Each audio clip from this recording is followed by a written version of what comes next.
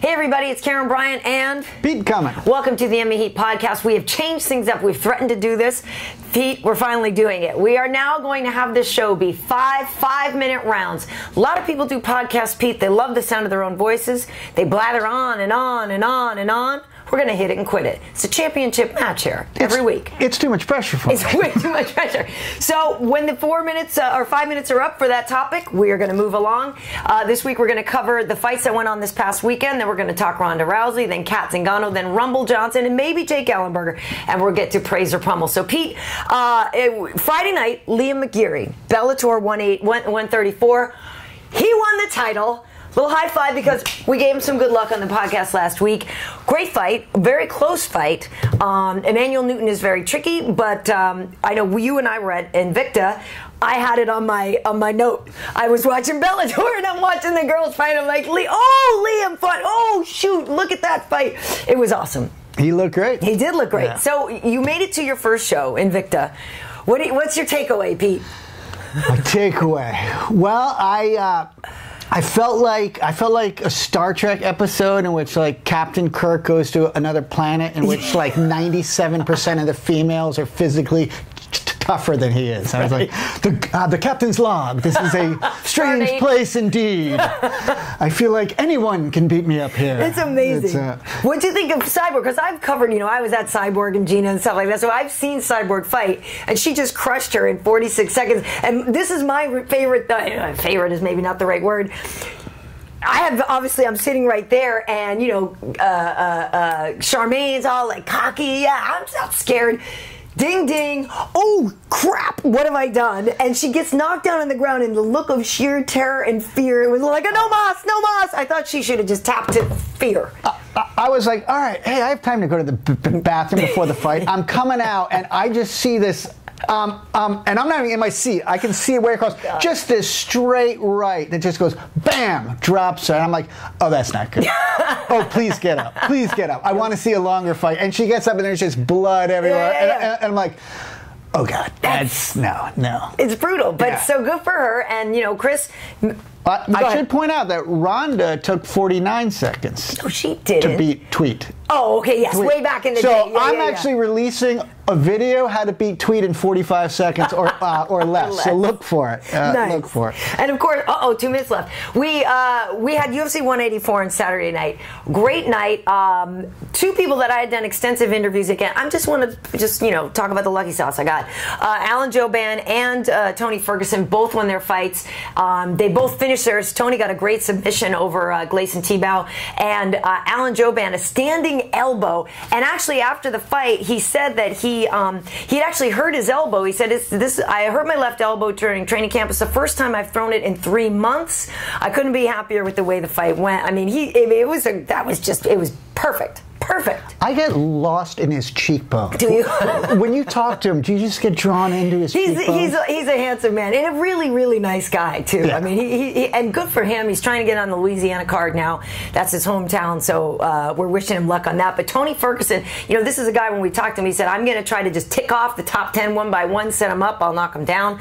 He's looking really, really good. The only one who I interviewed that didn't get the win was Rocky Pennington. Now, she lost to Holly Holm in a split decision. Holly was supposed to come out and just light her up, and octagon jitters are a real thing. She went in there, and Holly obviously very technical, but she didn't have that real urgency that I thought she would have. She seemed kind of more methodical, and Rocky really had a lot of great counter punches, turned it up later. I feel like if there was one more round, Rocky could have maybe gotten it, but good for Holly. Welcome to the UFC, and solid for Rocky. Still a good show for her. I think Holly was smart, and Holly knew that there was going to be some jitters going in, and she was sort of the only one who wasn't kind of overhyping herself, and so I think she played it smart, and and in the interviews afterwards, she talked about things that she had to learn, and she talked about it was a good next step, and they kept trying to press her on, when are you ready for a championship fight? Not yet. And she was like, yeah, Yeah, even Dana said not yet. I mean, with a performance like that, not yet. Holly obviously has a lot of great skills, but she'd get eaten alive, just like everybody else has right now if she were to go in there with Ronda Rousey. But a great 10 seconds. It was a great event though. Sadly, Burt Watson's last show, he actually showed up for the weigh-ins, not for fight night. I love you, Burt Watson. I will hopefully see you soon. Okay, moving on. Round 2. We're not even resting, people. No rest for the weary. Here we go. Ronda Rousey. Let's talk about this. 14 seconds. Like, literally, you can't... I'm sitting there, Kate, I'm like, all right, here we go, here we go. Like, you barely are able to finish composing your tweet that the fight has begun. And the next tweet is, holy crap. Do you know how many things you can't do in 14 seconds? You cannot sing happy birthday to somebody within 14 seconds. I timed it. Yeah, you know, you can speed it up, but if you're really going to go happy birthday, it's like 18 to 22 seconds. What else? What else? I can't think of another one in 14 seconds. No, listen. Well, let's take a listen to what Ronda had to say about the fight. This is from the UFC 184 press conference. Let's listen to Ronda.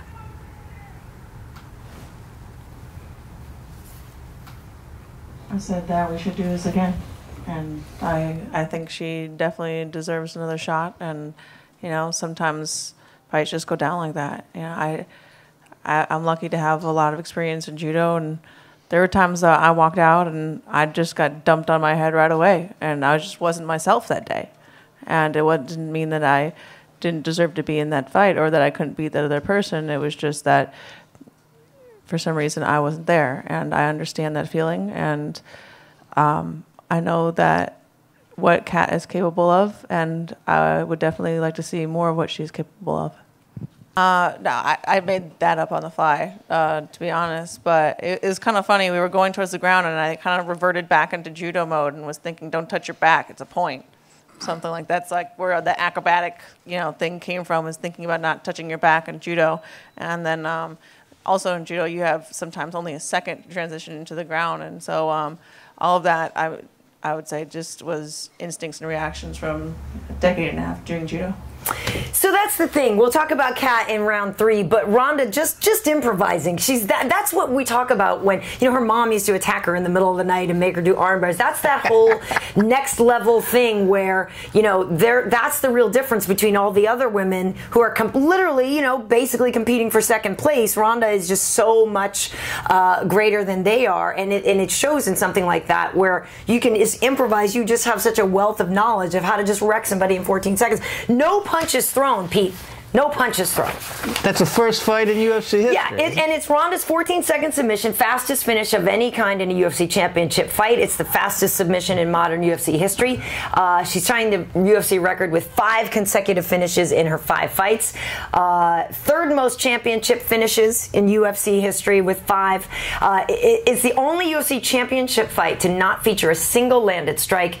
Prior to this, the record belonged to Matt Hughes and Frank Trigg at UFC 45, which featured 1 landed strike. So it's crazy. Listen, here's how you beat Ronda Rousey, okay? All right. Right before the fight, about a month before, you amputate both your arms. Okay? So now she's got nothing. Where's she gonna go? You know, so now she doesn't have anything. But she still got the neck. So what you're gonna want to do is you're gonna want to get rid of your neck. So you can either amputate the neck, there's a place down in Brazil which is toying with that, or you can just get like implants. Get implants that go from like your shoulders to your ears, right? Just so now, like you're a big trapezoid, you've got no arms, and now and now you can put a little bit more weight into the thighs, and I think you might have a chance.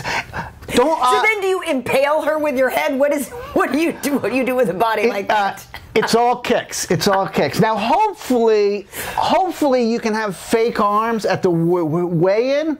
So then, as soon as like you take, you know, and wear a robe out there, and as soon as you disrobe, then she sees this like freak, and the bell hits, and you're going out, and she's like momentarily. Yeah, it's crazy. I think that's the way. It may be. You may be onto something. In that they talked about Kat maybe having a rematch. For Ronda, I feel like she's going to go do a movie now. She wouldn't tell us what the name of the movie was, but she's off to do a movie. I do feel like she may as well give Kat the rematch. We'll talk about Kat more in 34 seconds. But I feel like Kat. Ronda she's just too far ahead of everybody. Well, here's how amazing Ronda is. She beats Kat in 14 seconds, and Kat does not drop in the rankings. Yeah, okay. Everyone's like, everyone's like, well, yeah, well, it was Ronda. Like, usually someone loses in 14 seconds, you're like, oh, we are wrong. She wasn't the next best, No, she's still the next best, because if you look at everybody else, Ronda's already beaten them all. So that's the thing. I mean, there's nothing that you can do about it. Ronda Rousey, absolutely a phenomenon. Moving on to round 3. Let's talk more about Kat Zingano. This is what Kat had to say at the post-fight press conference about the loss and how she feels about it. And the whole situation. It was very frustrating, clearly. She dropped a lot of bombs in the post-fight talk with Joe. So let's listen to what she had to say. A knee, and then a throw, and then a scramble, and then my arm was, she was wrapped around my arm, and I don't know. I got caught. I was ready to do a million different things. I plan on getting in a fist fight tonight, not being done in 15 seconds, So, I don't know. I don't know what to say. I'm a better fighter for it. I know what that's like now. I was thinking exactly that, like how many tournaments I've been to, how many competitions I've done throughout my life, that you just have that match where you go out and you just get smoked, and it's not right. It's not, I mean, please don't do your little magic and say I'm saying something I'm not. She's good, there's a reason she's champion. But like, I didn't go out there and perform to my best today, and I got caught, and that sucks, and I'm pissed, and I have a lot of respect for her, and it's, I was just stunned and speechless and, caught in that moment. Here's the thing, Pete. During the week, a lot of people had talked about the fact that Kat often starts slowly, and Ronda even said, "Yeah." So I'm thinking, I hear Kat start slowly, so she's probably going to try to turn it around and start fast. So Ronda was sort of kind of expecting that, but you don't. Why do you charge headfirst into a bull? Like, you just, because that's the whole thing, is that Ronda is better in a scramble, and I believe that Kat, more than anybody, probably would have given Ronda a great fight strategically. Though that was not smart. I feel like so many women lose the fight with Ronda just when they walk in there. They're totally intimidated and whatever. I don't think Kat was intimidated by her, obviously, to run that way. But you need to get your bearing. You need to have a minute to just like let some adrenaline go and like, all right, I'm here, I'm in it. Let's talk about what we're doing. Let's throw a few jabs. Let's get our bearings. Here's the thing, and this goes back to like, way back, Hagler versus Sugar Ray Leonard, when he opens up the first 2 rounds fighting orthodox. Like, don't change what got you there to think you're going to get an advantage over another really high caliber fighter. And she should have stayed on her feet. You don't go to the mat. And I mean, and the whole thing we learned too when Ronda fought Misha is, Misha's a very good wrestler. Well, to wrestle you need to be close, but you don't want to get close to Ronda. You need to keep your distance. Not if you have 2 arms. No, if you are a double amputee, you can but chance that's the whole thing. You're just a slippery torso. You need to get some range. You need to try to tag her from the outside and get in, get out, get in, get out. Don't get in and stay. Don't stay. Here's what I took away from that. Kat couldn't even say 14 seconds. She had to say 15. Because you know that she's going to be driving around for the next 3 months, like, just having, like, seen how quick 14 seconds is. Like, God, that was only 14 seconds. Crazy. And oh my God, I've been standing this line longer than 14 seconds. All the preparation. This line is longer than 14. This homeless guy's taking longer than 14 seconds to walk in front of the crosswalk in front of my car. Heartbreaking. And she's had such a hard year. She's gone through so much in her personal life. She's such a talented fighter. And that's the thing. I really do believe she should just get a rematch, because Ronda's already beaten all the other women in line underneath her, and then the ones that are too far below those she's already beaten are not ready. So Kat is the most obvious choice. And if she does do a rematch, if I were her, I'd just run around the ring for 14 seconds and then start. At least yes, did better than last time. Exactly. That's a small victory to at least last another 14 seconds. More than 14 seconds. I do feel bad for Kat. Just a tough woman. And Dana really seemed to empathize. And it sounded like what he was saying at the press conference is that he's cool with the rematch. we'll make it happen. Just tell me when you're ready. I'd watch it. Both of them didn't get hurt. They're ready anytime. It's just that I think Ron is going to do that movie. So, but our best to Kat, really a tough way to go. And I'd rather, she's more likely to be next than Cyborg, because Cyborg's going to be a while before, if and when she can make 135. So, God, that's loud. That is a really round 4 loud clapper. We need to dial that down for the next one. Holy Christ. Moving right along. I have bad tinnitus from my days in radio. It's like, that just went right through my skull. Holy crap. Round 4. It's a work in progress, people. The highlight of the Welcome to the Show press conference, which happened Saturday morning. We pulled a ridiculous day at UFC 184. We were there from 10:30 in the morning till 12:30 at night. Welcome to the Show press conference. All these champs for the next quote-unquote season of the UFC, the springtime season. So we know John Jones will be fighting Anthony Rumble Johnson. Well, they came out and they punked Dana White. They mocked as if they were going to get into a fight like John did with Daniel Cormier, and it was sheer hilarity. Like, Dana freaked out. He totally thought it was real. Then they're high-fiving, and it's like one of the funniest things I've seen in a really long time. So I caught up with Rumble backstage and got the story on how this whole thing played out. So let's take a listen. Rumble, you and John Jones, that stare down. Whose idea was that? That was brilliant. It was mine. I went to the back before the stare down, and I was like, John, let's do something on the stage just to get Dave Schaller. Because I thought he was going to be on the stage, and then John was like, no, it's Dana on the stage.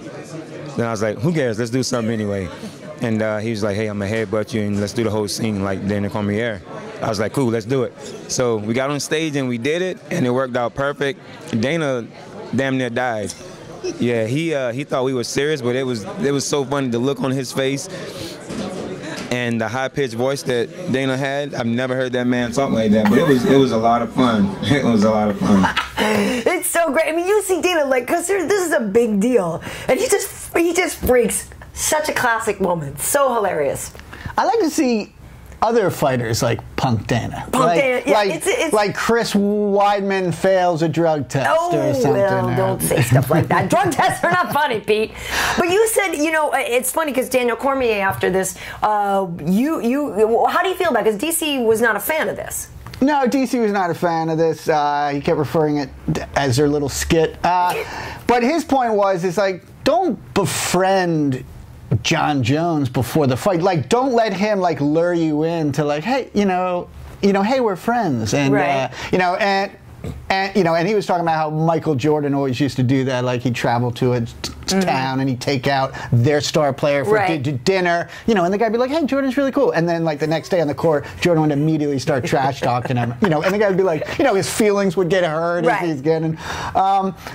But that was also a DC original. So, well, right, but that's also DC thinking that it was John's idea. It was Rumble's idea. And so Rumble is the one that came up with it. I think that kind of changes the angle a little bit, because it's just fun. Listen, Rumble is just actually a good guy. You know what I mean? And I think I don't have a problem with him befriending John. But his point is, you're about to go in and do battle against him, and you don't want any type of friendship. I know, but guess what, DC? When you fight with too much emotion, if now it's been proven that people that go in with too much emotion lose. When you see Miesha Tate in her second fight with Ronda Rousey, it was all emotion. She lost. She got owned. Like, she was too emotional. And so, but it's still Ronda Rousey. You got to use another. I know, but it happens. Happy-go-lucky got killed by Ronda Rousey. But it happens a lot that people who fight with too much emotion can give themselves a problem, and maybe that's what happened with DC. That he overthought it too much, and it meant too much. Like, I feel like for Rumble, I actually am cool with that. Like, all right, cool, it's time to go to work now. Now I'm going to work. I'm going to do some face punching. I don't have my heart invested in it like overly in an emotional way. I don't think that guy's my nightmare and my enemy. He's my opponent. I'm okay with that. Yeah, I'm not. Listen, it was a nice job punking Dana. It was great. I just want to see more. Right. Like, Conor McGregor should be like, you know, all of a sudden like come out with like an American accent and his name's Norm and he works at Yeah, pizza. gotcha. One other thing, our round is ending soon that I want to mention. We won't have time for the clips, but I interviewed Jake Ellenberger after the show, and you know, he went through this crazy program called Taurus beforehand, which was like this immersive panic, like, let me make the worst things happen to you. So Jake now says that, easy on the clapper, that the Jake Ellenberger doesn't come to fights anymore. The Juggernaut does. He's back to the Juggernaut. He's changing his mindset. He's stopping his paralysis by analysis. So check out the post-fight interview I have with Ellenberger. Also talk to Alan Joban after the fight as well. And what did they do to Jake during I that don't training? know. I'm going to try to find out. You should just hold the dial and say, show me where they touched you. Totally. Round 5. Time for some praise or pummel. Pete, are you watching the show Empire? I'm not watching it. I'm not Surprise, watching surprise. it. I saw... Surprise. Pete's not wasting another hour of his life on TV. Wasting? It's a very good show. I saw the pilot episode. Maybe it's more popular with the African-American community. Don't play the race and card. cool people. The music on it is actually tremendous. I saw the first show. It looked a little cliche, but you know, that's the pilot episode, and they're setting up the characters. I thought the pilot was fun. We went to the premiere party for it. No, Empire is it is a soap opera. Listen, it's a soap opera that happens to have black people as the protagonists or whatever. But here's the thing. It's about a hip-hop, you know, they're running a hip-hop empire. Lucius and Cookie, which are great. They're just fun. So Terrence Howard, here we go. Terrence Howard, who is the star of the show, wants to use the N-word in the show because he's saying that that way they'd be keeping it real. So he says he wants to be a truth sayer. He says, I want to raise the bar. I want to get rid of this effed up word called PC. It's a gate for bigotry because as long as you're politically correct, you can say anything you want but feel something different. So he's saying, listen, why is this TV show showing something different from the reality? We use this word. Let's keep it real. Praising or pummeling the use of the N-word on a show? I'm going to pummel it. I'm going to tell you why. Because I can't use the word. So that's no fair. So if you're going to use the N-word on TV where my kids can see it, and then you're going to teach my kids, oh, but you can't use this word, now you're keeping kind of racism going. So if you get Who said you couldn't use it on the show? If there's a white character on the show, how come? No, but I don't know if he's saying you couldn't use it. But in real life, so I don't want my kid watching a show hearing the N-word, and then me having to go, but you're not allowed to. Well, why am I not allowed to? Well, his point let me is explain to you all about racism. Well, right, but it's within. They're saying that black person to black person, they would be using it. That's just like a gay guy would call his gay friend maybe something that you. So here's my stipulation. We get one word that African Americans can't use. We like, whoa, you don't get to say cracker. What's the most offensive word? Is it cracker? It's so lame. Whoa, you don't get to say trust fund, baby. Whoa, that's, hey. So you're pummeling the use. You know, listen, I see his point, actually. To be honest, I see his point. And 2 minutes. And if you're talking about the music industry, and it's got to be real, right. But there's just so much about this word, and it's just like just open it up then. Take away the harmful meaning of it now, and just open it up. I'm pummeling it. You can't use it. It's terrible. I don't want to hear it. I don't want to. I mean, listen, I totally agree that it would keep the show quote unquote real for those characters. That word, I have been called it. I have very big scars from that word. I have. It's problematic. It's very problematic. And maybe I'm showing that I'm a little older now, and I know younger people use it. Not that my daughter's watching the show anyway. No. But I'm not comfortable with that word. And I get it in their hip hop community. I get that whatever. Yeah. But I don't want to hear it because it hurts me too much. I don't want to hear it. I don't want to hear it. I love the show, though. It's a lot of fun. The music is fantastic. I feel like you're missing out, Pete. It's a good show. What? Why is that funny? I watched the pilot episode. Okay, so, geez, wow. He's only got time. He ain't got time for no empire. Listen, we have like, did you see that? That's like the first time I think I've ever done that. Because I'm as black as they come, Pete. I don't watch Empire because I'm white. I'm so black I went to Brown. That's, you know what I mean? You know that Wade thought that was he thought that was a all-black college at first. He didn't know. He thought that was like Spelman or Morehouse. He was like, oh, wow, she went to a black college. I'm like, yeah, no. I love it. I love it. Did you really? He really did. God's honest truth. He's that white that he thought it was. And who, like, what type of... talk about the Ivy Leagues that much, so I knew Harvard, Princeton, Yale. But you actually thought they were naming all black college Brown. I didn't even know it was Ivy League. I didn't At any rate, folks, we're almost done with the show. I hope you guys like this new format. Hold on, I got to give a shout out. Oh, yeah. I got to give a shout out. I'm giving a shout out to, I'm giving a shout out to Paul Love of Lincolnton, North Carolina. Shout out to Paul. First of all, I love Lincolnton. Doesn't that sound like a made up name? Like, where do you live? Lincolnton. Karyn Bryant, Mind Noogie, MMA Heat. Just do my pressure. Hope you like it, folks. That was fun. See you next time.